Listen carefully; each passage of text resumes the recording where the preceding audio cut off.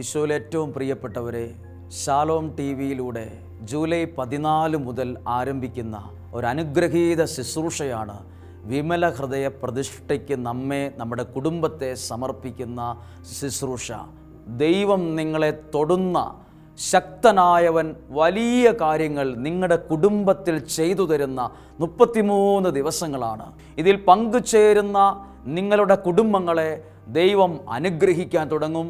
ഈ ശുശ്രൂഷയിൽ ഒരാത്മാവിൽ ഒരുമിച്ച് പാടുകയും പ്രാർത്ഥിക്കുകയും ചെയ്യുന്ന നല്ലൊരു അന്തരീക്ഷം ദൈവം നമുക്കായി ഒരുക്കുന്നു.